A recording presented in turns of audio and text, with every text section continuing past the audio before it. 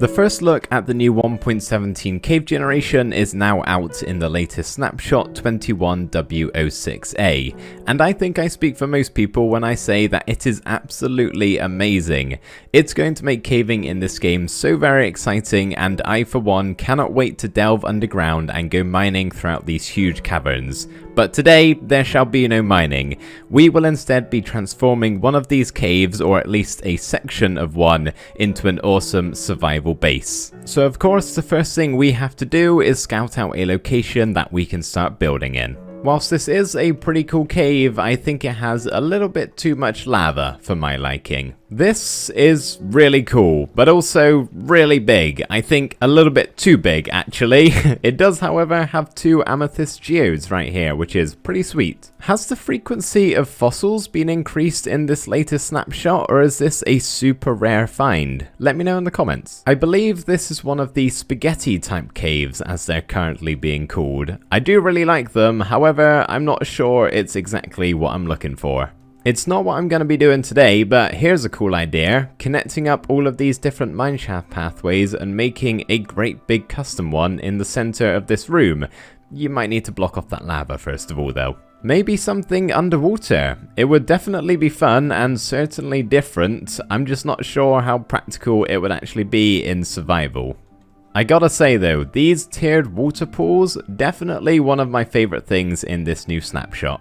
I'm thinking I want to set up in an area similar to this, with these structures here from the roof of the cave to the base. I'm not exactly sure what they're called, but I really like the look of them, so wherever we end up picking as a location, I definitely want these nearby. Something just like this. How cool does that look? I absolutely love it. We've also got some geodes nearby, which is sweet. We've got all of these waterfalls over here, but this is a huge cave, and obviously we can't possibly transform this entire thing in a single video. That would take far too long. I'm thinking we just cordon off a smaller area in this cave and make that into the base, possibly around this waterfall here. That is filled with tropical fish falling down from the ocean, perhaps? This water is a bit lighter colored, so I'm guessing we're actually in a lukewarm ocean, as you can see over there on the left-hand side. So that's why we've got all the fish, but where are you guys coming from? Because you are non-stop falling on my head. Okay, so where does this lead? As you can see, it connects up to this waterfall here, going past the abandoned mine shaft. That's pretty cool. We've got one source over there, but continues higher up here, but doesn't reach all the way to the surface, to my knowledge. I'm guessing they're just spawning here. Okay, well, we're gonna have an automatic fish farm in our base. I guess that's pretty cool. Food source sorted. Okay, this is crazy. Look how many fish there are. Come on, get back in the water. We're trying to keep you guys alive. It may get really annoying and be super inconvenient if this were actually to be in survival, but it's kind of funny and I've already got the idea in mind, so we're just going to roll with the punches. This is definitely the only time that I've witnessed a sunset underground in a cave. Very strange, but it is the snapshots and bugs are expected to be buggy, so I'm not really surprised to be seeing something like this. Probably just the world hasn't loaded in back there.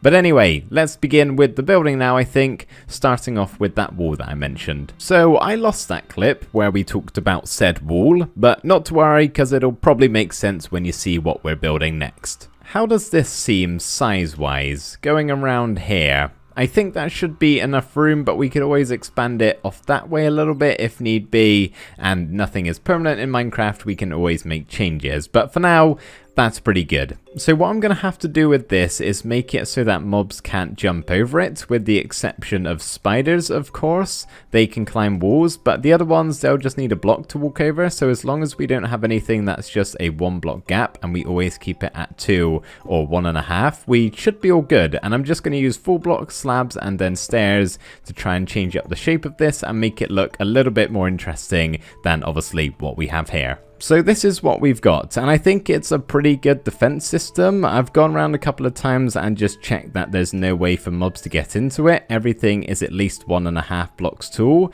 meaning mobs shouldn't be able to climb in, with the exception of spiders, as I said. But you, as the player, are gifted with the ability of jumping, meaning you can access this place from basically any direction as long as you can make a very simple parkour jump. So say you're being chased by a group of creepers, all you've got to do is be able to jump a couple of blocks and you can actually access the inside. And same goes from getting from the inside to the outside. I have made a couple of nicer sort of staircases here, but generally you can get in or out through any of these directions. Now I may come back to this later on and add in some texture using some cobblestone and andesite, but I think for right now this is going to be good. I would actually like to start work on the inside here, and I think the first thing we're going to do is turn our fish waterfall into a water source for a crop farm. I know I said we could use the fish as a food source, but it's primarily tropical fish that drop down here, and that's really not a great choice for a food source in survival. They only heal you half a hunger bar, I do believe, as they cannot be cooked. So having a crop farm would probably be a good idea, and basically what we're going to do is just stop the water flow around the source here and kind of build a crop farm around it. And what I may even do is, just for fun, try and incorporate a fish farm at the same time. So we're going to make a crop farm and a fish farm in one build. That may be a first. Oh no. I've blocked off the water and we have some dead fish. I feel like a little bit of a monster right now, but there's not a whole lot I can do because I can't really work with the flowing water. Sorry, fishies. There we go. I've modified the waterfall up here so that it's just a single chute, which should make it a bit of a cleaner farm at the bottom here. Once again, I'm sorry fish, but you're really in the way. Well, hello there, it's me from the future, just quickly popping my head in to say if you are enjoying the video, consider subscribing. It's free to do so, and I've got lots more 1.17 videos on the way, some in creative doing tutorials and the like, and some in survival in my single player Let's Play series, all of which should be very fun. So if you are enjoying the video, consider subscribing. I would love to welcome you with open arms to the channel. The question is, when a fish falls on farmland, does it untill the soil? I guess it's going to be a waiting game to find out, because they have slowed down a lot since I've shortened the water source. It, in fact, does not. That's wonderful. Otherwise, it was probably going to ruin this entire base, or at least the concept of the farm. But there we go. Unplanted seeds, but we have the fish farm up and running. No collection system, but hey, you can just run around every now and again and pick up some free fish. There we go, the crop and the fish farm is all up and running. As you can see, they are falling like crazy, so that's a good job done. I think the next thing we're going to do is actually work on a storage area, a place to hold all of the players' items. And I think we're going to do it over here in this little nook. I'll probably just flatten out this surface here so we don't have the divot in the ground like the cave has generated. But I'm thinking we just turn this wall into a nice little area filled with chests. Pretty simple, but effective, I would say. We've got 20 double chests in total, a nice little roof shape here, and some pillars that have some glow item frames on that are new in 1.17, so we can easily see what items are actually on display going inside of all of these chests. And yeah, like I said, it's pretty simple, but I do think it looks really nice in that corner there. The next thing we're going to do is get rid of a bunch of these blocks in the walls here. I'm not really a big fan of the diorite and the gravel and all of the ores and the granite in the wall. I may actually end up keeping these diamonds, maybe display some more throughout the base just as a small flex. But I think we're just going to go with a nice smooth stone, so I'm going to rip out all of these blocks and make it nice and neat.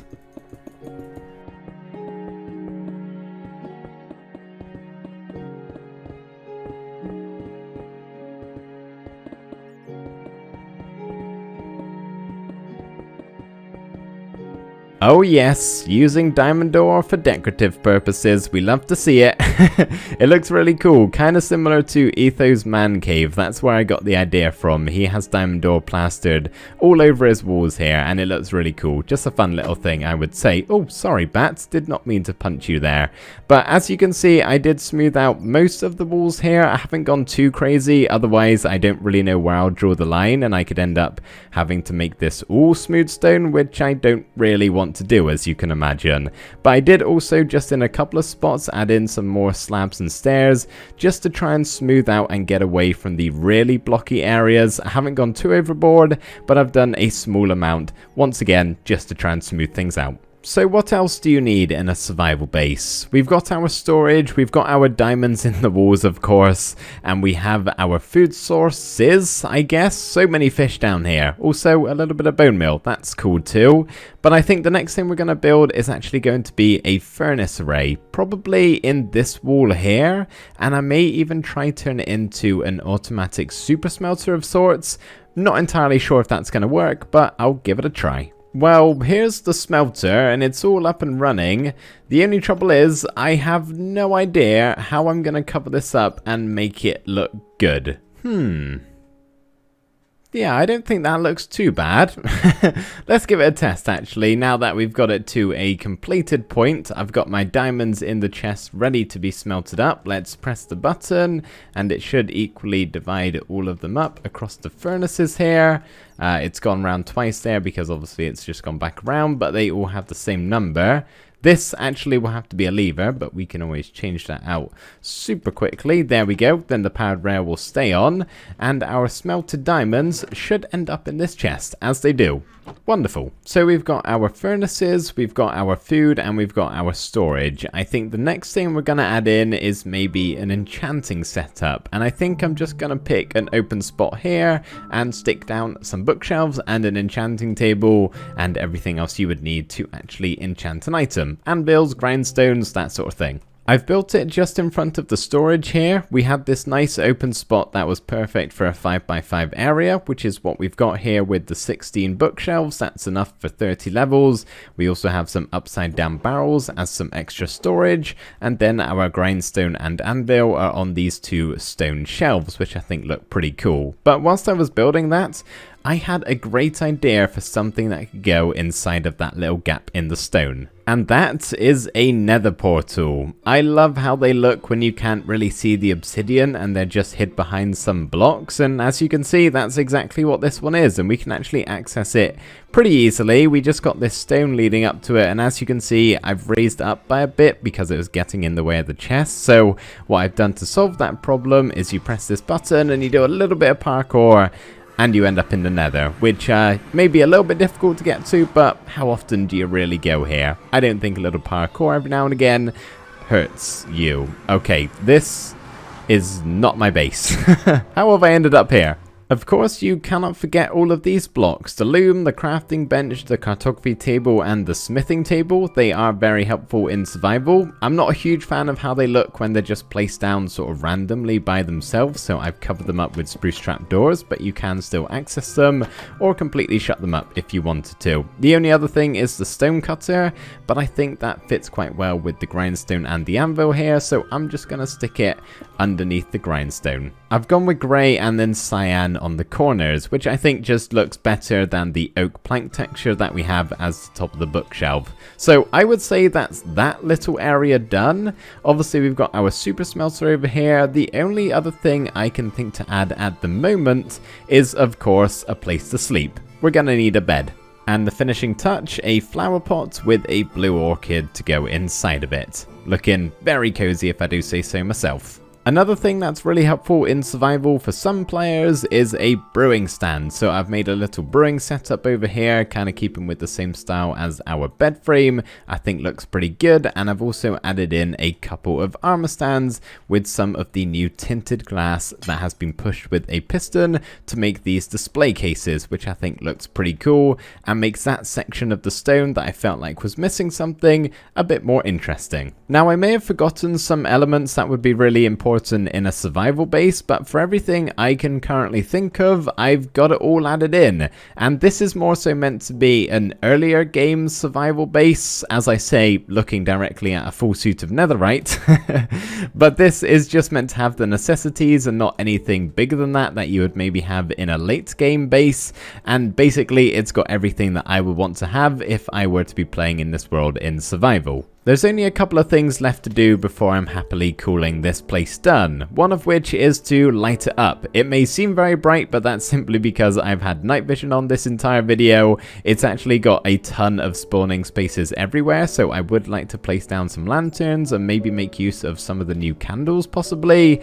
And the other thing that I'm going to do is add in the texture with the andesite and the cobblestone, like I said earlier on in the video, hoping to make the overall base just look a little bit better. Man, it just got real gloomy in here, and it's also made it obvious that the tinted glass really is tinted. Light does not get through those, does it? So I don't really know why I put the redstone lamps behind them. Maybe I should change it out for another, but as you can see, I've got the candles down, which do not provide as much light as I thought they would. I know they kind of group together and the 4 give off more than the 2, for instance, but still, they're not very bright at all. So I've kind of made a couple of piles of them all bunched together around just a few sections of our base here, and then the rest of it is just lanterns on poles or hanging from things like over there. And we do have a couple of dark spots, yeah, with some mob spawning opportunities, but look at all the spaces they have to spawn out there. The likelihood is pretty low. I have added in all of the texture, and I am now happy to say that the base is done. So here is the before and here is the after, and it is so very cool. I am really happy with how this has turned out, and I hope you guys do like it as well. I think it's got everything that we could need for a survival base, and fingers crossed it's given you guys some ideas, those poor fish, some ideas of what you could do when 1.17 drops for a survival base underground. So that's, everybody, is gonna be it for the video. I really hope you did enjoy watching. I certainly enjoyed putting it together for you guys. I've had a blast. It's been so much fun playing around with the new 1.17 stuff. I am so very excited for the Caves and Cliffs update, and I hope you guys are too. It's gonna be a ton of fun. But thank you so much for watching the video, and I will see you next time. Bye for now.